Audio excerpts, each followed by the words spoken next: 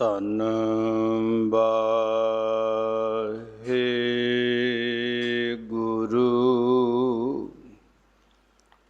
ਸਾਹਿਬ JIO.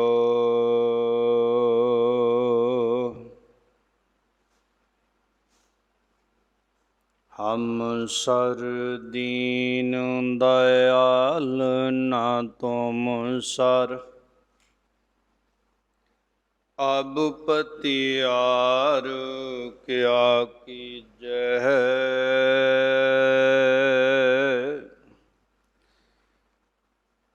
ਬਚਨੀ ਤੋਰ ਮੋਰ ਮਨ ਮਾਨੈ, ਜਨ ਕਾ ਪੂਰਨ ਦੀਜੈ। ਹਉ ਬਲ ਬਲ ਜਾਉ ਰਮਈਆ ਕਾਰਨੇ, ਕਾਰਨ ਕਵਨ ਅਬੋਲ। ਬਹੁਤ ਜਨਮ ਬਿਛਰੇ ਥੇ ਮਾਧੋ, ਇਹੋ ਜਨਮ ਤੁਮਾਰੇ ਲੇਖੇ। ਕਹਿ ਰਵਿਦਾਸ ਆਸ ਲਗ ਜੀਵ, ਚਿਰ ਭਇਓ ਦਰਸ਼ਨ ਦੇਖੇ। ਵਾਹਿਗੁਰੂ ਸਾਹਿਬ ਜੀਓ। ਕਬਿਤ ਅਬ ਘਟ ਉਤਰ ਸਰੋਵਰ ਮਜਨ ਕਰੈ, ਜਪਤ ਅਜਪਾ ਜਾਪ ਅਨ ਪੈ ਅਭਿਆਸੀ ਹੈ। ਨਿਜਰ ਅਪਾਰ ਧਾਰ ਬਰਖਾ ਆਕਾਸ ਬਾਸ, ਜਾਗ ਮਾਗ ਜੋਤ ਆਨਹਦ ਅਬਨਾਸੀ ਹੈ। ਆਤਮ ਪਰਵੇਸ਼ ਪਰਮਾਤਮ ਪਰਵੇਸ਼ ਕੈ, ਅਧਿਆਤਮ ਗਿਆਨ ਧਿਆਨ ਰਿੱਧ ਸਿੱਧ ਨਿਧ ਉਦਾਸੀ ਹੈ। ਜੀਵਨ ਮੁਕਤ ਜਗ ਜੀਵਨ ਜੁਗਤ ਜਾਨੀ, ਸਾਲਲ ਕਮਲ ਗਤ ਮਾਇਆ ਮੈਂ ਉਦਾਸੀ ਹੈ। ਵਾਹਿਗੁਰੂ ਜੀ ਕਾ ਖਾਲਸਾ, ਵਾਹਿਗੁਰੂ ਜੀ ਕੀ ਫਤਿਹ। ਪਰਮ ਸਨਮਾਨਯੋਗ ਸਤਿਕਾਰਯੋਗ ਗੁਰੂ ਸਵਾਰੀ, ਗੁਰੂ ਪਿਆਰੀ, ਗੁਰੂ ਕਾ ਖਾਸ ਰੂਪ ਖਾਲਸਾ ਸਾਧ ਸੰਗਤ ਜੀਓ। ਸਤਿਗੁਰਾਂ ਦੀ ਅਤਿਅੰਤ ਬਖਸ਼ਿਸ਼ ਦੇ ਸਦਕਾ ਸਰਬੱਤ ਮਾਈ ਭਾਈ ਗੁਰ ਸਿੱਖ ਸੰਗਤਾਂ ਮਿਲ ਜੁਲ ਕੇ ਸਤਿਗੁਰੂ ਗਰੀਬ ਨਵਾਜ਼ ਗੁਰੂ ਗੋਬਿੰਦ ਸਿੰਘ ਸਾਹਿਬ ਮਹਾਰਾਜ ਸੱਚੇ ਪਾਤਸ਼ਾਹ ਜੀ ਤਿੰਨਾਂ ਦੀ ਚਰਨ ਛੋਹ ਪ੍ਰਾਪਤ ਪਾਵਨ ਪਵਿੱਤਰ ਸਥਾਨ ਤੇ ਸਤਿਗੁਰੂ ਗ੍ਰੰਥ ਸਾਹਿਬ ਮਹਾਰਾਜ ਸੱਚੇ ਪਾਤਸ਼ਾਹ ਲੋਕ ਪਰਲੋਕ ਦੇ ਮਾਲਕ ਸ਼ਬਦ ਅਵਤਾਰ ਤਿੰਨਾਂ ਦੀ ਸੋਭਾਏਮਨ ਗੋਦ ਅੰਦਰ ਜੁੜ ਮਿਲ ਬੈਠ ਕਰ ਸਾਹਿਬਾਂ ਦੇ ਬਚਨੋਂ ਬਿਲਾਸ ਦਰਸ਼ਨ ਦੇਦਾਰ ਕਰਦੇ ਬਚਨ ਪੜ੍ਹਦੇ ਸੁਣਦੇ ਆ ਰਹੇ ਹਾਂ। ਗਰੀਬ ਨਵਾਜ਼ ਦਿਆਲੂ ਕਿਰਪਾਲੂ ਸਤਿਗੁਰੂ ਆ ਸਾਡੇ ਤੇ ਤਰੁੱਠ ਕਰਕੇ ਸਾਨੂੰ ਮੁਬਾਰਕ ਬਚਨਾਂ ਦੇ ਦੁਆਰਾ ਸੂਝ ਬੂਝ ਦੀ ਬਖਸ਼ਿਸ਼ ਕਰਦੇ ਨੇ। ਪਰਮਾਤਮਾ ਵੱਲ ਨੂੰ ਚੱਲ ਸਕੀਏ, ਪਰਮਾਤਮਾ ਵੱਲ ਨੂੰ ਤੁਰ ਸਕੀਏ। ਹੁਣ ਬਿਰਤੀਆਂ ਜੀਵਨ ਖਿਆਲਾਤ ਫੁਰਨੇ ਬਹੁਤਾਤ ਅੰਦਰ ਸੰਸਾਰ ਦੇ ਵਿੱਚ ਪ੍ਰਵਿਰਤ ਹੋ ਗਏ ਨੇ, ਪ੍ਰਵੇਸ਼ ਹੋ ਗਏ ਨੇ, ਗੁੰਥੜ ਹੋ ਗਏ ਨੇ। ਉਹਨਾਂ ਨੂੰ ਮੋੜਿਆ ਕਿਸ ਤਰ੍ਹਾਂ ਜਾਵੇ, ਸਮਝਿਆ ਕਿਵੇਂ ਜਾਵੇ। ਉਹਨਾਂ ਬਚਨਾਂ ਨੂੰ ਜੋ ਢੰਗ ਸਤਿਗੁਰੂ ਨੇ ਦੱਸਿਆ ਸਾਨੂੰ, ਭਾਈ ਸਾਹਿਬ ਭਾਈ ਗੁਰਦਾਸ ਸਾਹਿਬ ਜੀ ਨੇ ਬੜੇ ਅਨੂਠੇ ਢੰਗ ਦੇ ਸਹਿਤ ਆਪਣੀ ਰਚਨਾਵਲੀ ਦੇ ਅੰਦਰ ਉਸ ਨੂੰ ਗੁੰਥੜ ਕੀਤਾ ਹੈ, ਸਾਨੂੰ ਸਮਝ ਆ ਜਾਵੇ ਤੇ ਅਸੀਂ ਸੰਸਾਰ ਵੱਲੋਂ ਬਿਰਤੀ ਫੁਰਨੇ ਉਥਾਨ ਕਰਕੇ ਪਰਿਪੂਰਨ ਪਰਮਾਤਮਾ ਵੱਲ ਨੂੰ ਕੁਝ ਅੰਦਰ ਦੀਆਂ ਕਦਮਾਂ ਵਧਾ ਸਕੀਏ, ਅੰਦਰ ਦਾ ਪੈਂਡਾ ਜਿਹੜਾ ਉਹਨੂੰ ਮੁਕਾ ਸਕੀਏ। ਭਾਈ ਸਾਹਿਬ ਭਾਈ ਗੁਰਦਾਸ ਜੀ ਦੀ ਰਚਨਾ ਦੀ ਚੱਲ ਰਹੀ ਲੜੀਵਾਰ ਵਿਚਾਰਨ ਨੂੰ ਬੜੇ ਪ੍ਰੇਮ ਭਾਵਨਾ ਨਾਲ ਪੜ੍ਹਦੇ ਸੁਣਦੇ ਆ ਰਹੇ। ਭਾਈ ਸਾਹਿਬ ਭਾਈ ਗੁਰਦਾਸ ਸਾਹਿਬ ਜੀ ਬੜੇ ਪ੍ਰੇਮ ਸਹਿਤ ਸਾਨੂੰ ਸਮਝਾਉਂਦੇ ਨੇ, ਅਵਕਟ ਉੱਤਰ ਸਰੋਵਰ ਮੱਜਨ ਕਰੇ। ਭਾਈ ਗੁਰਦਾਸ ਸਾਹਿਬ ਕਹਿੰਦੇ ਦੇਖੋ, ਮਨ ਜਿਹੜਾ ਹੈ, ਖਿਆਲ ਜਿਹੜੇ, ਵਿਚਾਰ ਜਿਹੜੇ ਨੇ, ਆਦਤਾਂ ਜਿਹੜੀਆਂ ਨੇ, ਇਹ ਸੰਸਾਰ ਦੇ ਅੰਦਰ ਬਹੁਤ ਅੱਗੇ ਲੰਘ ਗਈਆਂ ਨੇ, ਬਹੁਤ ਅੱਗੇ ਨੂੰ ਚਲੀਆਂ ਗਈਆਂ ਨੇ। ਬੜੇ ਮਨ ਦੇ ਘੋੜੇ ਇਹਨਾਂ ਨੇ ਦੌੜਾਏ ਹੋਏ ਨੇ, ਬੜੇ ਤੇਜ਼ ਗਤੀ ਦੇ ਨਾਲ ਵਿਚਾਰ ਚੱਲ ਰਹੇ ਨੇ, ਬੜੇ ਤੇਜ਼ੀ ਦੇ ਨਾਲ ਅੰਦਰ ਦੇ ਫੁਰਨੇ ਸੰਸਾਰ ਦੇ ਬਣ ਰਹੇ ਨੇ। ਸੰਸਾਰ ਦੀਆਂ ਉਪਾਧੀਆਂ ਨੂੰ ਪ੍ਰਾਪਤ ਕਰਨਾ, ਸੰਸਾਰ ਦੇ ਖਿਆਲਾਂ ਨੂੰ ਬਣਾ ਕਰਕੇ ਕੁਝ ਨਾ ਕੁਝ ਪ੍ਰਾਪਤੀ ਹੋਣੀ, ਉਸ ਲਈ ਇਹ ਬਹੁਤ ਉਡਾਰੀ ਉੱਚੀ ਮਾਰਦਾ ਹੈ। ਨਾਲ ਹੀ ਜਿੱਥੇ ਸੰਸਾਰ ਦੀਆਂ ਇਹ ਉਡਾਰੀਆਂ ਮਾਰਦਾ ਹੈ, ਜਿਸ ਪਾਸੇ ਨੂੰ ਇਸ ਨੂੰ ਸਕੂਨ ਲੱਗਦਾ ਹੈ, ਕਿਉਂਕਿ ਗੁਰਮਤਿ ਤੋਂ ਦੂਰ ਜਾ ਕੇ ਮਨ ਦੀ ਮਤ ਰਹਿ ਜਾਂਦੀ ਹੈ, ਖਿਆਲ ਰਹਿ ਜਾਂਦੇ ਨੇ, ਉਸ ਪਾਸੇ ਨੂੰ ਉਡਾਰੀ ਮਾਰਦਾ ਹੈ। ਤੇ ਮਨ ਦੀ ਮਤ ਜਿਹੜੀ ਹੁੰਦੀ ਉਹ ਬਹੁਤੀ ਚੰਗੀ ਨਹੀਂ ਹੁੰਦੀ। ਮਨ ਨੇ ਪਤਾ ਨਹੀਂ ਕਿੱਧਰ ਨੂੰ ਮਨੁੱਖ ਨੂੰ ਘਸੀਟ ਕੇ ਲੈ ਜਾਣਾ ਹੈ। ਇਸ ਕਰਕੇ ਵਿਦਵਾਨ ਕਹਿੰਦੇ ਆ, ਮਨ ਕੇ ਮਤੇ ਨਾ ਚੱਲੀਏ, ਮਨ ਕੇ ਮਤ ਅਨੇਕ, ਮਨ ਕੇ ਮਾਰੇ ਮਰ ਗਏ, ਕਾਜ਼ੀ ਮੁੱਲਾ ਸੇਖ। ਮਨ ਨੇ ਕਿਸੇ ਨੂੰ ਛੱਡਿਆ ਹੀ ਨਹੀਂ, ਸਭ ਨੂੰ ਕੁਰਾਏ ਪਾਇਆ। ਜਿਸ ਨੇ ਗੁਰੂ ਦਾ ਆਸਰਾ ਲਿਆ, ਗੁਰੂ ਦੇ ਨਾਲ ਜੁੜ ਕੇ, ਤੇ ਗੁਰੂ ਨੇ ਕਿਰਪਾ ਉਸ ਜੀਵ ਦੇ ਉੱਪਰ ਕਰ ਦਿੱਤੀ, ਰਹਿਮਤ ਕਰ ਦਿੱਤੀ, ਉਹਦੇ ਜੀਵਨ ਵਿੱਚ ਬਦਲਾਓ ਆਇਆ ਹੈ। ਉਹਦੇ ਜੀਵਨ ਦੇ ਖਿਆਲਾਤ ਬਦਲੇ ਨੇ, ਉਹਦੇ ਵਿਚਾਰ ਬਦਲੇ ਨੇ, ਉਹਦੇ ਚੱਲਦੇ ਕਦਮ ਜਿਹੜੇ ਆ ਉਹ ਰੁਕੇ ਨੇ, ਰੁਕ ਕੇ ਚੱਲੇ ਨੇ ਅੱਛੇ ਪਾਸੇ ਨੂੰ, ਔਰ ਉਹਦੇ ਅੰਦਰੋਂ ਬਾਹਰੋਂ ਬਦਲਾਅ ਆਉਣਾ ਆਰੰਭ ਹੋਇਆ। ਜਿਸ ਨੇ ਪ੍ਰਭੂ ਤੋਂ ਕਿਰਪਾ ਮੰਗੀ, ਪ੍ਰਭੂ ਨੇ ਕਿਰਪਾ ਕੀਤੀ, ਉਹਦਾ ਜੀਵਨ ਬਦਲ ਗਿਆ ਹੈ। ਭਾਈ ਗੁਰਦਾਸ ਸਾਹਿਬ ਕਹਿੰਦੇ ਆ, ਅਵਕਟ, ਅਵਕਟ ਹੁੰਦਾ ਔਖਾ ਰਾਹ, ਜਿਹਨੂੰ ਮਹਾਰਾਜ ਕਬੀਰ ਸਾਹਿਬ ਜੀ ਨੇ ਵੀ ਇਹ ਬਚਨ ਕਹੇ, ਅਵਕਟ ਘਾਟੀ RAM ਕੀ। ਰੱਬ ਵਾਲੀ ਘਾਟੀ ਜਿਹੜੀ ਹੈ ਨਾ, ਰਸਤਾ ਜਿਹੜਾ ਹੈ ਨਾ, ਬੜਾ ਔਖਿਆਲਾ ਹੈ। ਆਖਣ ਔਖਾ ਸਾਚਾ ਨਾਉ ਔਖਿਆਲਾ, ਔਖਿਆਈਆਂ ਨਾਲ ਭਰਿਆ, ਔਕੜਾਂ ਨਾਲ ਭਰਿਆ। ਕਿਉਂ? ਕਿਉਂਕਿ ਸੰਸਾਰ ਵਾਲੀਆਂ ਵਸਤੂਆਂ ਦਾ ਤਿਆਗ ਕਰਨਾ ਪਵੇਗਾ, ਬਿਰਤੀਆਂ ਦਾ ਤਿਆਗ ਕਰਨਾ ਪਵੇਗਾ, ਸੁਵਿਧਾਵਾਂ ਦਾ ਤਿਆਗ ਕਰਨਾ ਪਵੇਗਾ, ਤਾਂ ਹੀ ਜਿਹੜਾ ਇੱਧਰੋਂ ਐ ਨਾਤਾ ਛੱਡ ਕੇ ਅੰਦਰੋਂ ਨਾਤਾ ਉਧਰ ਜੋੜਨਾ ਪਵੇਗਾ। ਇਹ ਵਸਤੂ ਆਪਣੇ ਵੱਲ ਨੂੰ ਆਕਰਸ਼ਿਤ ਕਰਨਗੀਆਂ, ਪਰ ਇਹਨਾਂ ਵੱਲੋਂ ਨਾਤਾ ਤੋੜ ਕੇ ਨਿਰੰਕਾਰ ਨਾਲ ਜੋੜਨਾ ਹੈ, ਬੜਾ ਔਖਾ ਕੰਮ ਹੈ।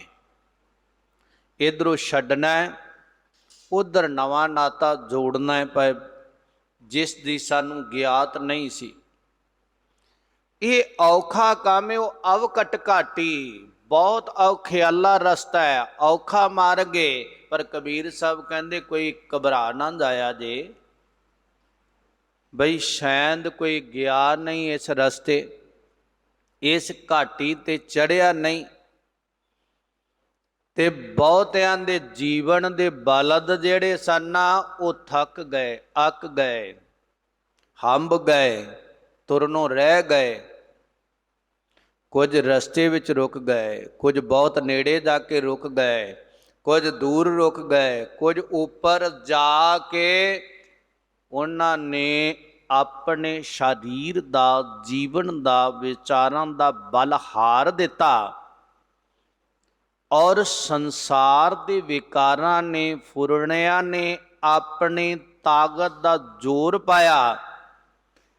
ਇਹਨਾਂ ਦੁਰਚਾਰ ਖਿਆਲਾਤ, ਵਿਚਾਰਾਂ, ਸਮੁੱਚੇ ਮਜ਼ਬੂਨ ਨੇ ਆਪਣਾ ਜ਼ੋਰ ਦਿਖਾਇਆ, ਉਹਨੂੰ ਥੱਲੇ ਨੂੰ ਖਿੱਚ ਲਿਆ। ਗਿਰਦਨ ਭਗਵਾਨ ਤੜੀਆਂ ਖਾਂਦਾ ਥੱਲੇ ਆ ਗਿਆ, ਉਸ ਅਵਸਥਾ 'ਚ ਪਰਪੱਕ ਨਾ ਰਹਿ ਸਕਿਆ। ਬਹੁਤ ਅਭਿਆਸੀ ਨੇ ਜਿਹੜੇ ਆਪਣੇ ਅਭਿਆਸ 'ਚੋਂ ਡਿੱਗ ਪੈਂਦੇ ਨੇ, ਥੱਲੇ ਆ ਜਾਂਦੇ, ਪਿੱਛੇ ਮੁੜ ਆਉਂਦੇ ਨੇ।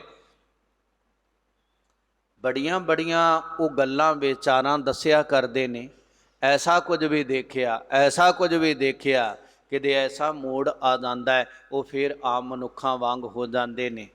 ਤੇ ਕਈ ਵੀਰ ਨਾ ਪਾਗਲਾਂ ਦੀ ਤਰ੍ਹਾਂ ਕਰਨ ਲੱਗ ਜਾਂਦੇ। ਕਿਉਂ? ਕਿਉਂਕਿ ਉਹਨਾਂ ਬਹੁਤ ਕੁਝ ਅੱਗੇ ਵਾਲਾ ਦੇਖਿਆ ਹੈ, ਉਹ ਰਸ ਇੱਥੇ ਮਿਲ ਨਹੀਂ ਰਿਹਾ। ਤੇ ਜਿਹੜਾ ਇੱਥੇ ਦੁਨੀਆ ਵਾਲਾ ਹੈ ਇਹਦੇ ਨਾਲ ਉਹ ਸਹਿਮਤ ਨਹੀਂ ਹੋ ਸਕਦੇ, ਦੋਨੇ ਪੱਖ ਤੋਂ ਖਾਲੀ ਰਹਿ ਜਾਂਦੇ ਆ, ਇਹਨਾਂ ਵਿੱਚ ਰਲ ਨਹੀਂ ਸਕਦੇ, ਅੱਗੇ ਪਹੁੰਚ ਨਹੀਂ ਸਕਦੇ। ਹੁਣ ਹਾਲ ਪਾਰਿਆ ਹੀ ਕਰਦੇ ਨੇ, ਹਾਵੇ ਤੇ ਹੌਕੇ ਹੀ ਮਾਰਦੇ ਨੇ, ਪਾਗਲਾਂ ਦੀ ਤਰ੍ਹਾਂ ਦੁਹੱਥੜਾਂ ਮਾਰ ਮਾਰ ਰੋਂਦੇ ਨੇ। ਉਹ ਰਸ ਚਲਾ ਗਿਆ, ਉਹ ਜਗ੍ਹਾ ਚਲੀ ਗਈ, ਉਹ ਮਰਾਤਬਾ ਚਲਾ ਗਿਆ, ਉਹ ਸ਼ਾਂਤੀ ਚਲੀ ਗਈ। ਤਾਂ ਹੀ ਤਾਂ ਮਹਾਰਾਜ ਨੇ ਬਚਨ ਕਹੇ ਨਾ ਕਿ ਪਾਛੇ ਪਾਉ ਨਾ ਦੀਜੀਏ, ਆਗੇ ਹੋਏ ਸੋ ਹੋਏ। ਤੇ ਅਸੀਂ ਉਹਨੂੰ ਇਹ ਲੈ ਤੁਰਦੇ ਹਾਂ ਬਹੁਤਾਤ ਅੰਦਰ ਸਿੱਧੇ ਜਿਹੇ ਅਰਥ ਨਾਲ ਹੀ, ਬਈ ਪਿੱਛੋਂ ਕੋਈ ਸਾਥ ਨਹੀਂ ਲੈਣਾ ਤੇ ਅੱਗੇ ਹੋਵੇ। ਮਹਾਰਾਜ ਕਬੀਰ ਸਾਹਿਬ ਦੇ ਬਚਨ ਨਾ, ਕਬੀਰ ਸਾਧੂ ਕੋ ਮਿਲਣੇ ਜਾਈਏ, ਸਾਥ ਨਾ ਲੀਜੈ ਕੋਏ, ਪਾਛੇ ਪਾਉ ਨਾ ਦੀਜੀਏ, ਆਗੇ ਹੋਏ ਸੋ ਹੋਏ।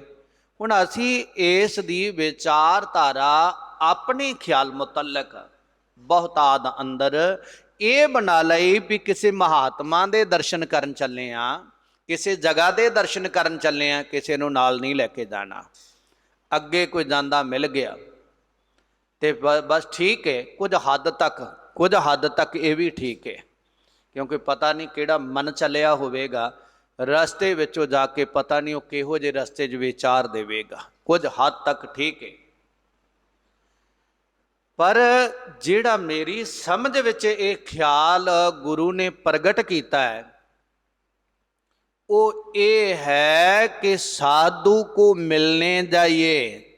ਜਿਹੜਾ ਪੈਦਾ ਕਰਨ ਵਾਲਾ ਹੈ, ਜਿਹੜਾ ਬਿਰਤੀਆਂ ਪੈਦਾ ਕਰਦਾ ਹੈ, ਜਿਹਨੇ ਸ੍ਰੇਸ਼ਟਤਾ ਹੀ ਪੈਦਾ ਕੀਤੀ ਹੈ, ਜਿਹਨੇ ਸਾਧਨਾ ਦਾ ਫੁਰਨਾ ਪੈਦਾ ਕੀਤਾ ਹੈ, ਜਿਹਨੇ ਸਾਧ ਪੈਦਾ ਕੀਤਾ ਹੈ, ਜਿਹੜਾ ਸਰਬ ਕਾਇਨਾਤ ਨੂੰ ਸਵਾਰਨ ਵਾਲਾ ਹੈ, ਤੇਰੇ ਜੀਵਨ ਨੂੰ ਸਵਾਰਨ ਵਾਲਾ, ਉਹ ਸਾਧੂ ਸਤਿਗੁਰੂ ਹੈ। ਸਤਿਗੁਰੂ ਹੈ। ਜਦੋਂ ਸਤਿਗੁਰੂ ਨੂੰ ਮਿਲਣ ਤੁਰਨਾ ਹੈ ਨਾ, ਸਾਥ ਨਾ ਲੀਜੇ ਕੋਏ, ਹੱਦ ਹੋ ਗਈ।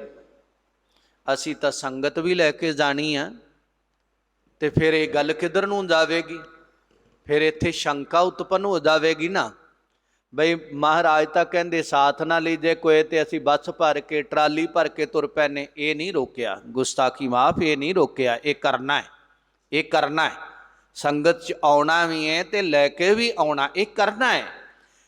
ਕਹਿਆ ਕੀ ਹੈ ਉਹਨੂੰ ਸਮਝਣ ਦਾ ਯਤਨ ਕਰਨਾ। ਸਾਥ ਨਾ ਲੀਜੈ ਕੋਏ, ਗਲਤ ਕਾਮਨਾਵਾਂ, ਗਲਤ ਵਾਸ਼ਨਾਵਾਂ, ਗਲਤ ਫੁਰਨੇ, गलत विचार, गलत ख्यालात और गलत हाव भाव और विकार, काम, क्रोध आदि, ईर्खा, निंदिया, दुराचार, जैलनसी आ तू मैं, इन्हां चों किसी नूं साथ ना लै। जे सतगुरु दे मार्ग ते जाना ना मिलने वास्ते, इन्हां चों कोई ना नाल लै, इन्हां सब नूं पिछे छड्ड। जे परमात्मा नूं मिलण वास्ते तुरना है ना, इन्हां सबना नूं पिछे छड्ड। इन्हां दे विचों ये संसाराकर बृत्तियां ने, संसार विच फतूर मचाउंदियां ने, उपद्रव मचाउंदियां ने, तेरे जीवन नूं शांत नहीं बैठन देणगियां। इस पासे नूं चलण वालिया ये ख्यालात नष्ट कर दे, इन्हां नूं पिछे छड्ड दे, त्याग दे। इन्हां चों साथ ना लीजै कोई, ਔਰ ਸਜਣਾ ਇਹਨਾਂ ਚੋਂ ਨਾਲ ਨਾ ਲੈ। ਤੇ ਜਦੋਂ ਗੁਰੂ ਵੱਲ ਨੂੰ ਤੁਰੇ, ਗੁਰਮਤ ਵੱਲ ਨੂੰ ਤੁਰੇ, ਧਰਮ ਵੱਲ ਨੂੰ ਤੁਰੇ, ਰੱਬ ਦੇ ਘਰ ਵੱਲ ਨੂੰ ਤੁਰੇ, ਆਪਣੇ ਸਵੈ ਸਰੂਪ ਵੱਲ ਨੂੰ ਤੁਰੇ, ਉਸ ਵੇਲੇ ਸਜਣਾ ਪਾਛੇ ਪਾਉ ਨਾ ਦੀਜੀਏ, ਪਿੱਛੇ ਨੂੰ। ਜਿਹੜਾ ਅੱਗੋਂ ਨੇੜਾ ਆਇਆ ਤੇ ਪਿੱਛਾ ਦੂਰ ਹੈ ਨਾ, ਇਹ ਵਿਕਾਰਾਂ ਨੂੰ ਜਿਨ੍ਹਾਂ ਨੂੰ ਤਲਾਂਜਲੀ ਦੇ ਕੇ ਤੁਰਿਆ ਹੈ, ਸੰਸਾਰ ਦੇ ਖਿਆਲਾਂ ਨੂੰ ਜਿਨ੍ਹਾਂ ਨੂੰ ਤਿਆਗ ਕੇ ਤੁਰਿਆ ਹੈ, ਇਹਨਾਂ ਫੁਰਨਿਆਂ ਨੂੰ ਜਿਨ੍ਹਾਂ ਨੂੰ ਪਛਾੜ ਕੇ ਤੁਰਿਆ ਹੈ, ਇਹਨਾਂ ਵੱਲ ਨੂੰ ਪੈਰ ਨਾ ਵਧਾ ਲਈ, ਗਰਦਨ ਫੇਰ ਕੇ ਨਾ ਵੇਖੀ ਉਹ ਰਹਿ ਗਏ। ਫਿਰ ਤੇਰੇ ਚਿੱਤ ਵਿੱਚ ਇਹਨਾਂ ਦੀ ਇੱਛਾ ਹੈ, ਤੇਰੇ ਚਿੱਤ ਵਿੱਚ ਇਹਨਾਂ ਦਾ ਚੇਤਾ ਹੈ, ਤਾਂ ਹੀ ਗਰਦਨ ਘੁਮਾ ਘੁਮਾ ਕੇ ਵੇਖਦਾ ਹੈ। ਜਿਵੇਂ ਕੋਈ ਘਰੋਂ ਜਾਵੇ ਨਾ ਤੇ ਪਿੱਛੇ ਰਿਸ਼ਤੇਦਾਰ ਖੜੇ ਹੋਣ, ਗੱਡੀ ਚੜ੍ਹ ਜਾਏ, ਮੋਟਰ ਚੜ੍ਹ ਜਾਏ, ਤੇ ਉਹ ਪਿੱਛੇ ਐ ਧੌਣ ਫਿਰ ਵੇਂਦਾ ਵੀ ਉਹ ਮਾਂ ਖੜੀ, ਉਹ ਬਾਪੂ ਖੜਾ, ਉੱਪਰ ਭਰਾ ਖੜਾ, ਉੱਪਰ ਭਰਜਾਈ ਖੜੀ, ਫਲਾਨਾ ਖੜਾ, ਪਿੱਛੇ ਨੂੰ ਵੇਖਦਾ। ਕਹਿੰਦੇ ਨਹੀਂ, ਪਿੱਛੇ ਨਹੀਂ ਦੇਖਣਾ। ਜਦੋਂ ਦੇਖੇਗਾ ਉਹ ਤੇਰੇ ਚਿੱਤ ਦਾ ਹਿੱਸਾ ਨੇ, ਉਹਨਾਂ ਨੂੰ ਕੱਢ ਦੇ, ਉਹਨਾਂ ਨੂੰ ਛੱਡ ਦੇ। ਇਹ ਵਿਕਾਰਾਂ ਨੂੰ, ਇਹਨਾਂ ਵਿਚਾਰਾਂ ਨੂੰ, ਇਹਨਾਂ ਫੁਰਨਿਆਂ ਨੂੰ, ਗੁਸਤਾਖੀਆਂ ਨੂੰ, ਇਹ ਸੰਸਾਰ ਦੇ ਚਸਕਿਆਂ ਨੂੰ ਮਨ ਵਿੱਚੋਂ ਕੱਢ ਦੇ। ਇਹਨਾਂ ਵੱਲ ਨੂੰ ਪੈਰ ਨਾ ਪਸਾਰ, ਪਿੱਛੇ ਨੂੰ ਪੈਰ ਨਾ ਕਰ, ਇਹ ਤੈਨੂੰ ਪਿੱਛੇ ਲੈ ਆਉਣਗੇ। ਅੱਗੇ ਹੋਏ ਸੋ ਹੋਏ। ਅੱਗੇ ਕੀ ਮਿਲਣਗੇ ਤੈਨੂੰ? ਸਤਿਗੁਣ ਮਿਲਣਗੇ। ਉਹ ਤੈਨੂੰ ਅੱਗੇ ਨੂੰ ਲੈ ਕੇ ਜਾਣਗੇ, ਉਹ ਤੈਨੂੰ ਅੱਗੇ ਮਿਲਣਗੇ। ਜਿਵੇਂ ਆਪਾਂ ਕਦੇ ਇਸ ਦੇਸ਼ ਵਿੱਚ ਆਪਣੇ ਮਿੱਤਰ ਸੱਜਣ ਨੇ ਤੇ ਉਹਨਾਂ ਨੂੰ ਛੱਡ ਕੇ ਤਿਆਗ ਕੇ ਚਲੇ ਜਾਂਦੇ, ਜਿੱਥੇ ਅੱਗੇ ਜਾਂਦੇ ਉੱਥੇ ਨਵੇਂ ਮਿਲਦੇ ਨੇ, ਉੱਥੋਂ ਦੀ ਨਵੀਂ ਵਿਚਾਰਧਾਰਾ ਦੱਸਦੇ ਨੇ, ਉਸ ਦੇਸ਼ ਦਾ ਕਾਇਦਾ ਕਾਨੂੰਨ ਸਮਝਾਉਂਦੇ ਨੇ, ਉੱਥੋਂ ਦਾ ਰਹਿਣ ਸਹਿਣ ਸਮਝਾਉਂਦੇ ਨੇ। ਕਹਿਣ ਲੱਗੇ ਉਹ ਜਿਹੜੇ ਸਦਗੁਣ ਨੇ, ਭਲੇ ਗੁਣ ਨੇ, ਸ਼ੁਭ ਗੁਣ ਨੇ, ਉਹ ਤੇਰੇ ਨਾਲ ਚੱਲਣਗੇ, ਉਹ ਗੁਰੂ ਦੀ ਕਿਰਪਾ ਨਾਲ ਮਿਲਣੇ। ਔਰ ਉਸ ਪਾਸੇ ਨੂੰ ਤੁਰ, ਆਗੇ ਹੋਏ ਸੋ ਹੋਏ, ਅੱਗੇ ਨੂੰ ਹੋ, ਸਤਿਗੁਰੂ ਵੱਲ ਨੂੰ ਤੁਰ। ਉਹ ਅਵਕਟ ਨਾ ਜਾਣ ਵਾਲੀ, ਉਹ ਕਈਆਂ ਦੇ ਬੈਲ ਥੱਕ ਗਏ ਤੇ ਮਹਾਰਾਜ ਕਬੀਰ ਸਾਹਿਬ ਜੀ ਨੇ ਕਿਹਾ, ਘਾਟੀ ਚੜ੍ਹਤ ਬੈਲ ਇੱਕ ਥਾਕਾ। ਇੱਕ ਬੈਲ ਥੱਕ ਗਿਆ, ਹੰਭ ਗਿਆ, ਘਾਟੀ ਚੜਿਆ ਨਹੀਂ ਜਾਂਦਾ। ਕਿਹੜੀ? ਜਿਹੜੀ ਅਵਕਟ ਘਾਟੀ ਰਾਮ ਕੀ। ਉਹ ਘਾਟੀ ਕਿਉਂ ਨਹੀਂ ਚੜਿਆ ਗਿਆ? ਚਲੋ ਗੋਣ ਛਟਕਾਈ, ਬਹੁਤਾ ਭਾਰ ਹੈ, ਖਿੱਚਿਆ ਨਹੀਂ ਜਾਂਦਾ, ਪਿੱਛੇ ਨੂੰ ਖਿੱਚਿਆ ਜਾਂਦਾ, ਪਿੱਛੇ ਨੂੰ ਪੈਰ ਫਿਸਲਦੇ ਨੇ, ਸੰਸਾਰ ਦੇ ਖਿਆਲਾਤ ਖਿੱਚਦੇ ਆ, ਪਰਿਵਾਰਾਂ ਦਾ ਮੋਹ ਖਿੱਚਦਾ ਹੈ, ਕਾਰੋਬਾਰ ਖਿੱਚਦਾ ਹੈ। ਕਿਤੇ ਤੁਸੀਂ ਸਿਮਰਨ 'ਚ ਬੈਠ ਜਿਓ, ਨਿਤਨੇਮ 'ਚ ਬੈਠ ਜਿਓ, ਸਤਸੰਗਤ 'ਚ ਬੈਠ ਜਿਓ, ਘਰ ਦੇ ਖਿਆਲ ਖਿੱਚਣਗੇ, ਉਹ ਖਿੱਚ ਪਾਉਣਗੇ, ਕਾਰੋਬਾਰ ਦੇ ਖਿਆਲ ਖਿੱਚ ਪਾਉਣਗੇ, ਉਧਰ ਨੂੰ ਖਿੱਚਣਗੇ, ਜੁੜਨ ਨਹੀਂ ਦੇਣਗੇ, ਤੋ ਇੱਧਰ ਟਿਕਣ ਨਹੀਂ ਦੇਣਗੇ, ਇਹੀ ਉਹ ਵਾਪਸ ਖਿੱਚਦੇ ਨੇ। ਉਹ ਬੈਲ ਥੱਕ ਗਿਆ ਹੈ। ਥੱਕਿਆ ਕਦੋਂ? ਸੰਸਾਰ ਦਾ ਬੋਝ ਢੋ ਢੋ ਕੇ। ਘਾਟੀ ਚੜ੍ਹਤ ਬੈਲ ਇੱਕ ਥਾਕਾ, ਉਸੇ ਬੈਲ ਨੂੰ ਹੀ ਕਹਿੰਦੇ ਆ। ਔਰ ਜਿਹੜੀ ਉਹ ਘਾਟੀ ਨਹੀਂ ਨਾ ਚੜੀ ਗਈ, ਇੱਕ ਅਵਕਟ ਘਾਟੀ ਰਾਮ ਕੀ, ਤੇ ਚੜ ਰਿਓ ਕਬੀਰ। ਕਹਿੰਦੇ ਕਬੀਰ ਚੜ ਗਿਆ। ਉਹਨੇ ਨਹੀਂ ਕਿਸੇ ਦੀ ਲਾਜ ਮੰਨੀ, ਉਹਨੇ ਨਹੀਂ ਕਿਸੇ ਦੀ ਕਨੌੜ ਮੰਨੀ, ਉਹਨੇ ਨਹੀਂ ਦੇਖਿਆ ਮੈਨੂੰ ਕੀ ਕਹਿੰਦਾ। ਬੜੇ ਬੜੇ ਉੱਥੇ ਲੋਕ ਆਏ, ਬੜੇ ਬੜੇ ਪ੍ਰਮਾਣ ਦੇਣ ਵਾਲੇ ਆਏ। ਕਾਂਛੀ ਦੇ ਨਾਲੋਂ ਵਿਦਵਾਨ ਕਿਤੇ ਜ਼ਿਆਦੇ ਨਹੀਂ ਸਨ ਵੱਡੇ, ਉਹ ਵੀ ਪ੍ਰਮਾਣ ਦਿੰਦੇ ਰਹੇ ਵੀ ਤੂੰ ਛੱਡ ਦੇ ਖਹਿੜਾ।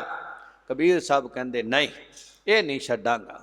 ਔਰ ਉਹ ਚੜ ਗਏ ਘਾਟੀ ਤੇ ਫਿਰ ਉਹਨਾਂ ਆਵਾਜ਼ ਦਿੱਤੀ, ਕਹਿੰਦੇ ਜਿਹੜੀ ਘਾਟੀ ਔਖੀ ਚੜੀ ਆ ਨਾ, ਇਹਦੂ ਬਾਅਦ ਭਗਵਾਨ ਦਾ ਰੂਪ ਹੋ ਗਏ ਆ।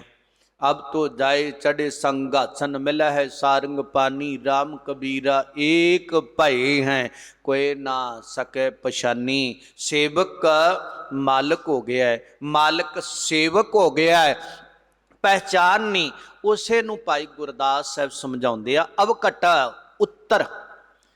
ਜਿਹੜੀਆਂ ਇਹ ਘਟਨਾਵਾਂ, ਜਿਹੜੀਆਂ ਔਖੀਆਂ ਇਹ ਘਾਟੀਆਂ ਨੇ ਜੀਵਨ ਦੀਆਂ, ਔਰ ਔਖਿਆਲੇ ਪਾਸੇ ਨੂੰ ਪ੍ਰੇਰਿਤ ਕਰਦੀਆਂ ਨੇ, ਮਨ ਨੂੰ, ਵਿਚਾਰਾਂ ਨੂੰ, ਜੀਵਨ ਨੂੰ ਔਖੀਆਂ ਕਰਦੀਆਂ ਨੇ। ਔਰ ਭਾਈ ਗੁਰਦਾਸ ਸਾਹਿਬ ਕਹਿੰਦੇ ਇਹਨਾਂ ਤੋਂ, ਖਿਆਲਾਂ ਦੇ ਘੋੜਿਆਂ ਤੋਂ, ਵਿਚਾਰਾਂ ਦੇ ਘੋੜਿਆਂ ਤੋਂ ਥੱਲੇ ਉਤਰ, ਇਹਨਾਂ ਤੇ ਅਸਵਾਰ ਨਾ ਹੋ। ਇਹ ਤੈਨੂੰ ਕਿਸੇ ਹੋਰ ਦਿਸ਼ਾ 'ਚ ਲੈ ਜਾਣਗੇ, ਹੋਰ ਪਾਸੇ ਲੈ ਜਾਣਗੇ, ਹੋਰ ਹੀ ਖਿਆਲਾਤ ਬਣਾ ਦੇਣਗੇ, ਹੋਰ ਹੀ ਕਿਸੇ ਚੱਕਰ ਵਿੱਚ ਪਾ ਦੇਣਗੇ। ਇਹਨਾਂ ਤੋਂ ਥੱਲੇ ਉਤਰ, ਇਹਨਾਂ ਦੀ ਅਸਵਾਰੀ ਨਾ ਕਰ। ਇਹਨਾਂ ਦੀ ਅਸਵਾਰੀ ਕਰਨ ਵਾਲਾ ਕੋਈ ਮੰਜ਼ਲ ਤੇ ਨਹੀਂ ਪਹੁੰਚਿਆ।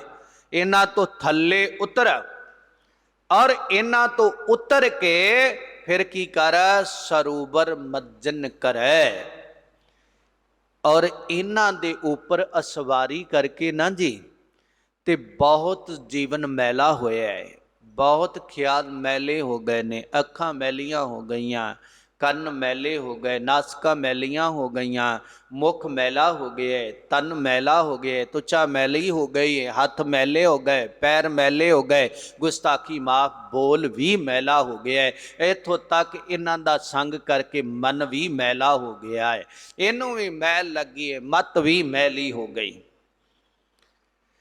ਭਾਈ ਸਾਹਿਬ ਕਹਿੰਦੇ ਇੱਥੋਂ ਉਤਰ ਕੇ ਔਰ ਮਨ ਸਰੋਵਰ ਸਾਧ ਸੰਗਤ ਇਹਦੇ ਵਿੱਚ ਆ ਕੇ ਮੱਜਨ ਕਰੈ, ਪੂਰਬੀ ਇਸ਼ਨਾਨ ਕਰ, ਇੱਥੇ ਆ ਕੇ ਇਸ਼ਨਾਨ ਕਰ।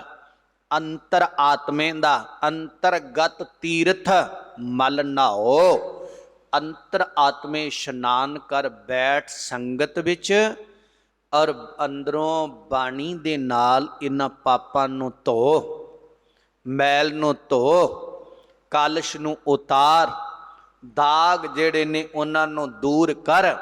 ਭਰੀਐ ਮਤ ਪਾਪਾਂ ਕੈ ਸੰਗ, ਉਹ ਧੋਪੈ ਨਾਵੈ ਕੈ ਰੰਗ। ਇਹਨੂੰ ਧੋ ਔਰ ਮੱਜਨ ਕਰੈ, ਇਸ਼ਨਾਨ ਕਰੇ।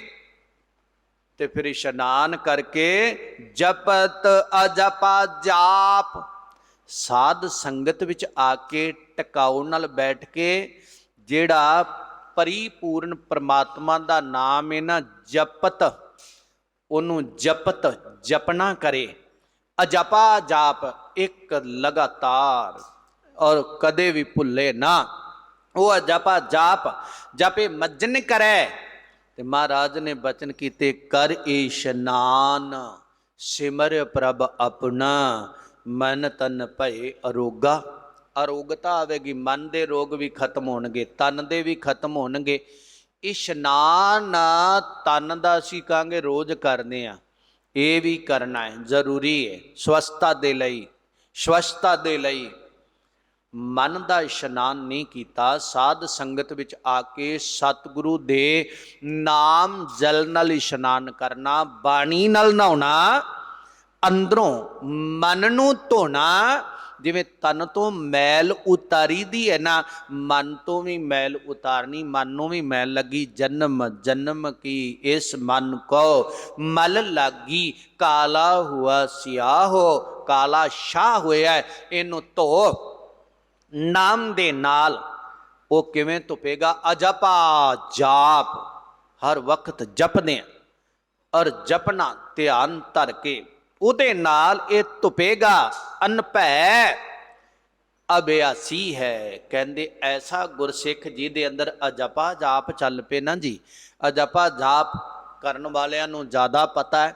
ਮੈਂ ਤਾਂ ਕੇਵਲ ਪੜ੍ਹ ਪੜਾ ਕੇ, ਸੁਣ ਸੁਣਾ ਕੇ ਆਪ ਦੇ ਸਮਕਸ਼ ਵਿਚਾਰਾਂ ਰੱਖਦਾ। ਅਜਪਾ ਜਾਪ ਹੈ ਜੀ, ਜਿਹੜਾ ਬਿਨ ਬੋਲਿਆ ਹੀ ਚੱਲੀ ਜਾਵੇ, ਅੰਦਰੋਂ ਚੱਲੀ ਜਾਵੇ, ਸੁੱਤਿਆਂ ਵੀ ਚੱਲੀ ਜਾਵੇ, ਜਾਗਦਿਆਂ ਵੀ ਜਪੀ ਜਾਵੇ। ਅਜਪਾ ਜਾਪ ਹੈ, ਉਹਦਾ ਭੈ ਤੋਂ ਰਹਿਤ ਹੋ ਕੇ, ਹੋਰ ਵਿਚਾਰਾਂ ਖਿਆਲਾਂ ਤੋਂ ਰਹਿਤ ਹੋ ਕੇ ਅਭਿਆਸੀ ਹੈ ਗੁਰਸਿੱਖ। ਉਹਦਾ ਅਭਿਆਸ ਕਰਦਾ ਹੈ, ਪੁਨ੍ਹਾ ਪੁਨ੍ਹਾ ਜਪਦਾ ਹੈ, ਅੰਦਰ ਆਰਾਧਦਾ ਹੈ, ਔਰ ਉਹਨੂੰ ਆਨੰਦਿਤ ਹੁੰਦਾ ਹੈ। ਤੇ ਫਿਰ ਕੀ ਹੁੰਦਾ ਹੈ? ਨਿਜਰ ਅਪਾਰ ਧਾਰ ਬਰਖਾ ਆਕਾਸ ਬਾਸ। ਕਹਿੰਦੇ ਨਿਜਰ ਇੱਕ ਰਸ, ਅਪਾਰ ਪਾਰਾਵਾਰ ਤੋਂ ਪਰੇ ਧਾਰਾ, ਆਨੰਦ ਦੀ, ਸੁੱਖ ਦੀ, ਸਕੂਨ ਦੀ, ਉਹ ਤਪ ਰਹੇ ਹਿਰਦੇ ਨੂੰ ਠਾਰਨ ਵਾਲੀ ਅੰਦਰ ਇੱਕ ਧਾਰਾ ਹੁਣ ਵਰਸਦੀ ਏ, ਉਹ ਬਰਖਾ ਆਕਾਸ ਬਾਸ। ਔਰ ਜਿਵੇਂ ਆਕਾਸ਼ ਵਿੱਚੋਂ ਬਰਖਾ ਹੁੰਦੀ ਹੈ ਨਾ ਜੀ, ਮੋਲੇ ਧਾਰ ਮੀਂਹ ਪੈਂਦਾ, ਧਾਰਾਂ ਵਹਿੰਦੀਆਂ ਤੇ ਤਪਦੀ ਧਰਤੀ ਨੂੰ ਠਾਰੀ ਜਾਂਦੀਆਂ। ਕਹਿੰਦੇ ਜਿਵੇਂ ਜਿਵੇਂ ਜਪੇਂਗਾ ਤੇਰੇ ਅੰਦਰੋਂ ਹੀ ਇੱਕ ਝਰਨਾ ਝਰੇਗਾ ਆਨੰਦ ਦਾ। ਉਹਦੇ ਵਿੱਚੋਂ ਐਸੀਆਂ ਬੂੰਦਾਂ ਟਪਕਣਗੀਆਂ ਐਸੇ ਝਰਨਾ ਵਹੇਗਾ। ਕਹਿੰਦੇ ਉਹ 10 ਦੁਆਰ ਰੂਪੀ ਆਕਾਸ਼ ਦੇ ਵਿੱਚੋਂ ਐਸਾ ਝਰਨਾ ਝਰੇਗਾ, ਸਾਰਾ ਜੀਵਨ ਅੰਦਰ ਆਤਮਾ ਮਨ ਤਨ ਔਰ ਜਿਹੜਾ ਜੀਓ ਆ ਨਾ, ਜਿਹੜਾ ਤਪਤ ਹੈ ਬਾਰੋ ਬਾਰ, ਉਹ ਤਪਨੋਂ ਹਟ ਜਾਵੇਗਾ। ਬਾਸ ਹੈ ਉਹਦੇ ਵਿੱਚ, ਵਾਸਾ ਹੀ ਹੋ ਜਾਵੇਗਾ, ਇੱਕ ਰੂਪ ਹੀ ਉਹਦਾ ਹੋ ਜਾਵੇਗਾ। ਦੁੱਖ ਨਹੀਂ ਰਹੇਗਾ। ਜਗਮਗ ਜੋਤ। ਫਿਰ ਜਦੋਂ ਝਰਨਾ ਝਰ ਪਿਆ, ਉਹ ਮੋਲੇ ਧਾਰ ਵਰਖਾ ਹੋਣ ਲੱਗ ਪਈ, ਅੰਦਰ ਸ਼ਾਂਤੀ ਆ ਗਈ, ਉਸ ਦਰ ਦੇ ਵਿੱਚ ਪ੍ਰਵੇਸ਼ ਕਰ ਗਿਆ, ਆਨੰਦ ਰੂਪ ਹੋ ਗਿਆ, ਇੱਕ ਰੂਪ ਹੋ ਗਿਆ। ਉਸ ਦਰ ਦੇ ਦੁਆਰਾ ਘਰ ਵਿੱਚ ਪ੍ਰਵੇਸ਼ ਕਰ ਜਾਣਾ, ਤੇ ਫਿਰ ਅੰਦਰ ਜੋਤ ਜਿਹੜੀ ਹੈ ਉਹ ਜਗ ਪਏਗੀ, ਜਗਮਗਾਏਗੀ, ਚਾਨਣਾ ਦਿਸਣ ਲੱਗ ਜਾਏਗਾ ਆਪਣੇ ਅੰਦਰ, ਆਪਣੇ ਘਰ ਦੇ ਵਿੱਚ ਵੀ ਅੰਦਰ ਦਾ ਵੀ ਕੋਈ ਚਾਨਣਾ ਹੈ। ਫਿਰ ਅੰਦਰ ਦਾ ਚਾਨਣਾ ਵੀ ਦਿਸੇਗਾ। ਤੇ ਜਦੋਂ ਚਾਨਣੇ ਦਾ ਆਨੰਦ ਮਾਣੇਗਾ ਨਾ, ਫਿਰ ਮਹਾਰਾਜ ਕਹਿੰਦੇ ਅਨਹਦ ਅਭਿਆਸੀ ਹੈ। ਫਿਰ ਉਹ ਜਿਹੜੀ ਅਨਾਹਦ ਧੁਨ ਆ, ਬਿਨਾਂ ਕਿਸੇ ਬਾਜੇ ਦੀ ਵੱਜਦੀ ਏ, ਕੈਸਾ ਰਸ, ਕੈਸੀ ਮਿਠਾਸ, ਕੈਸੀ ਆਵਾਜ਼, ਕਿੰਨਾ ਆਨੰਦ। ਉਹ ਧੁਨ ਨੂੰ ਸੁਣਨ ਹਾਰੇ ਗੁਰਸਿੱਖ ਅਭਿਆਸੀ ਮਹਾਂਪੁਰਸ਼ ਦੱਸਦੇ ਨੇ ਬਈ ਮਨੁੱਖ ਜਰਾ ਵੀ ਉਹ ਤੋਂ ਸੁਰਤ ਉਥਾਨ ਨਹੀਂ ਕਰਦਾ ਜਦੋਂ ਉਹ ਧੁਨ ਅੰਦਰੋਂ ਵੱਜਦੀ ਏ। ਨਾ ਤਾਂ ਜੀ ਉਹ ਭੁੱਖ ਲੱਗਣ ਦੇਵੇ, ਨਾ ਉਹ ਪਿਆਸ ਲੱਗਣ ਦੇਵੇ, ਨਾ ਹੀ ਕੋਈ ਇੱਛਾ ਹੀ ਨਹੀਂ ਰਹਿੰਦੀ, ਉਹਦੇ ਵਿੱਚ ਮਗਨ ਹੀ ਇੰਨਾ ਹੋ ਜਾਂਦਾ ਹੈ, ਹੋਰ ਗੱਲ ਚੇਤੇ ਹੀ ਕੋਈ ਨਹੀਂ ਆਉਂਦੀ। ਉਹਦਾ ਅਭਿਆਸ ਕਰਦਾ, ਉਹਦੇ ਵਿੱਚ ਜੁਟ ਜਾਂਦਾ, ਇੱਕ ਮੇਕਤਾ ਹਾਸਲ ਕਰਦਾ ਹੈ। ਭਾਈ ਸਾਹਿਬ ਕਹਿੰਦੇ ਆਤਮਾ ਆਵੇਸ਼ ਪਰਮਾਤਮਾ ਪ੍ਰਵੇਸ਼ ਕਾ।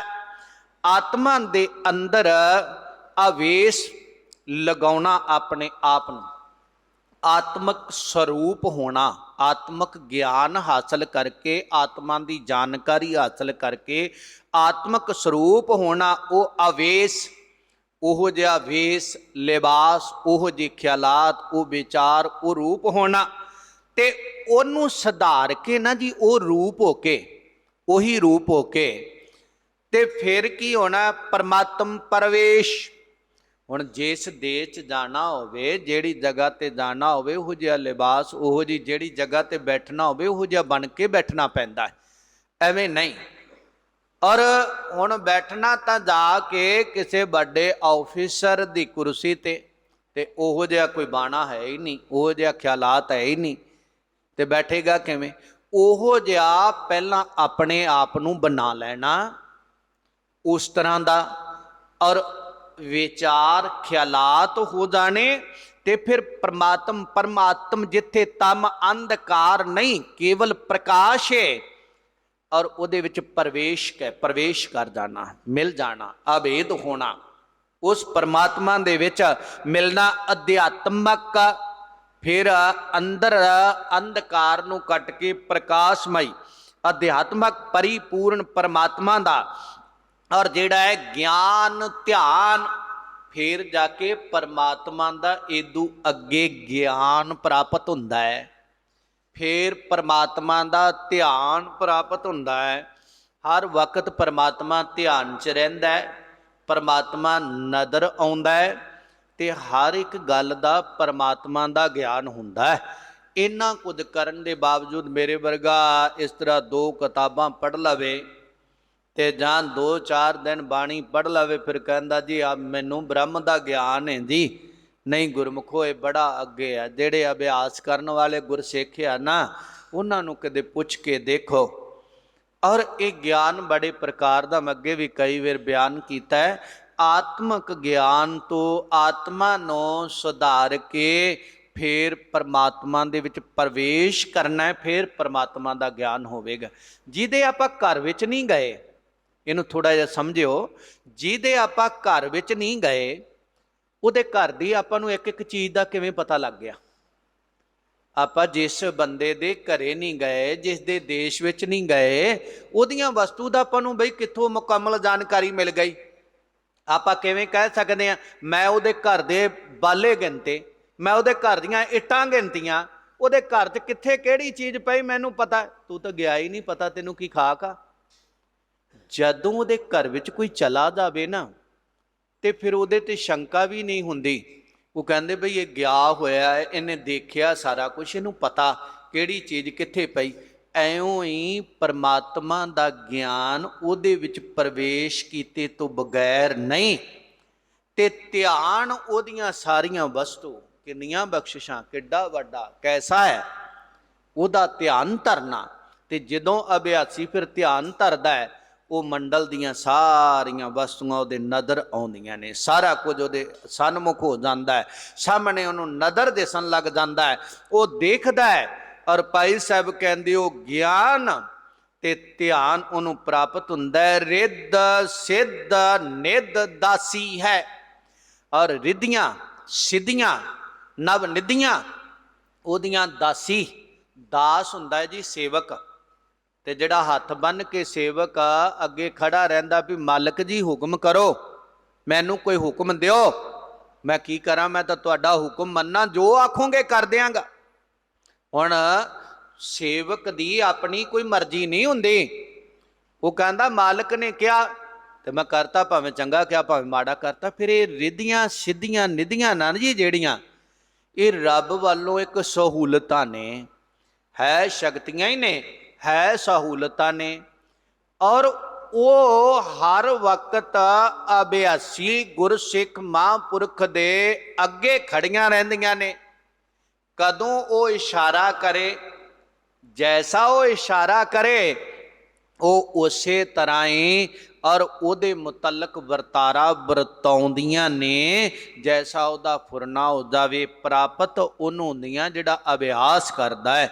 ਮਹਾਰਾਜ ਨੇ ਬਚਨ ਕੀਤੇ ਨੇ, ਕਹਿਣ ਲੱਗੇ ਨਵ ਨਿਧੀ 18 ਸਿੱਧੀ, ਪਿੱਛੇ ਲੱਗੀਆਂ ਫਿਰ ਹੈ ਜੋ ਹਰ ਹਿਰਦੈ ਸਦਾ ਵਸਾਏ। ਜਿਹੜਾ ਹਮੇਸ਼ਾ ਹਰੀ ਨੂੰ ਹਿਰਦੇ ਵਿੱਚ ਵਸਾਉਂਦਾ ਹੈ। ਇਹ ਨਵ ਨਿਧੀਆਂ 18 ਸਿੱਧੀਆਂ ਉਹਦੀਆਂ ਸੇਵਕ ਬਣ ਕੇ ਉਹਦੇ ਅੱਗੇ ਹੱਥ ਬੰਨ੍ਹ ਕੇ ਖੜੀਆਂ ਰਹਿੰਦੀਆਂ। ਸਾਡੇ ਲਈ ਕੀ ਹੁਕਮ ਹੈ, ਸਾਨੂੰ ਕੀ ਹੁਕਮ ਹੈ ਦੱਸੋ। ਜੀਵਨ ਮੁਕਤ ਜਗ ਜੀਵਨ ਜੁਗਤ ਜਾਨੀ। ਐਸਾ ਗੁਰਸਿੱਖ ਇਹ ਨਾ ਰਿੱਧੀਆਂ ਸਿੱਧੀਆਂ ਦੇ ਚੱਕਰ 'ਚ ਨਹੀਂ ਪੈਂਦਾ, ਇੱਥੇ ਅਟਕ ਜੇ ਇਹਨਾਂ ਦੇ ਚੱਕਰ ਵਿੱਚ ਪੈ ਗਿਆ, ਉਹਨੇ ਰੱਬ ਨਾਲ ਮਿਲਣਾ, ਰੱਬ ਨਾਲ ਪਰਮਾਤਮਾ ਦਾ ਰੂਪ ਹੋਣਾ ਹੈ। ਉਹ ਜਿਉਂਦੇ ਜੀ ਜਪਿਆ ਜਾਣਾ ਹੈ, ਜਿਉਂਦੇ ਜੀ ਸੇਵਾ ਹੋਣੀ ਹੈ, ਜਿਉਂਦੇ ਜੀ ਸੰਗਤ ਵਿੱਚ ਆਇਆ ਜਾਣਾ ਹੈ, ਜਿਉਂਦੇ ਜੀ ਅਭਿਆਸ ਕੀਤਾ ਜਾਣਾ ਹੈ, ਜਿਉਂਦੇ ਜੀ ਬਾਣੀ ਪੜ੍ਹ ਸਕਦੇ ਹੋ, ਔਰ ਜਿਉਂਦੇ ਜੀ ਹੀ ਜਪ ਸਕਦੇ, ਜਪਾ ਸਕਦੇ ਹੋ, ਤੇ ਜਿਉਂਦੇ ਜੀ ਹੀ ਮਲਾਪ ਹੋਣਾ ਹੈ, ਤੇ ਜਿਉਂਦੇ ਜੀ ਮੁਕਤ ਹੋਣਾ ਹੈ ਕਾਮਨਾਵਾਂ ਵਾਸ਼ਨਾਵਾਂ ਫੁਰਨਿਆਂ ਤੋਂ, ਫਿਰ ਆਵਾਗਮਨ ਤੋਂ, ਇਹ 84 ਵਾਲੇ ਗੇੜ ਤੋਂ, ਫਿਰ ਪਰਮਾਤਮਾ ਦਾ ਰੂਪ ਹੋ ਜਾਣਾ। ਫਿਰ ਜਗ ਜੀਵਨ, ਜਿਹੜਾ ਜਗਤ ਦਾ ਜੀਵਨ ਦਾਤਾ ਮਾਲਕ ਹੈ, ਜੁਗਤ ਜਾਨੀ, ਉਹਦਾ ਰੂਪ ਹੋਣ ਦੀ ਜੁਗਤੀ ਢੰਗ ਤਰੀਕਾ ਉਹ ਗੁਰਸਿੱਖ ਨੇ ਜਾਣ ਲਿਆ ਔਰ ਸਮਝ ਲੈਣਾ ਕੀਤਾ।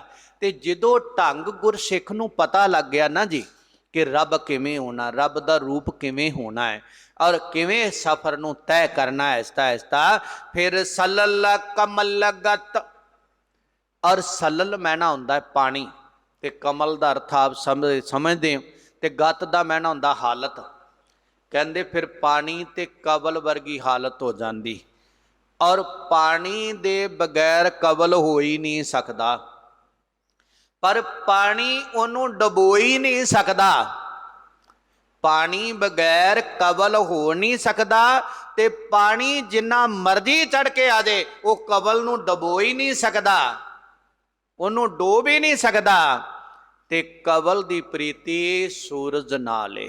ਕਹਿੰਦੇ ਸੰਸਾਰ ਦੇ ਵਿੱਚ ਰਹਿੰਦਾ ਗੁਰਸਿੱਖ ਸੰਸਾਰ ਆਪਣੀਆਂ ਸੁਵਿਧਾਵਾਂ ਔਰ ਤਨ ਧਨ ਦੇ ਲਾਲਚ ਖਿਆਲਾਤਾਂ ਦੇ ਨਾਲ ਆਪਣੇ ਜੁਮਲ ਵਿੱਚ ਉਹਨੂੰ ਲੈ ਕੇ ਦਲਦਲ ਵਿੱਚ ਧਸੋੜ ਨਹੀਂ ਸਕਦਾ।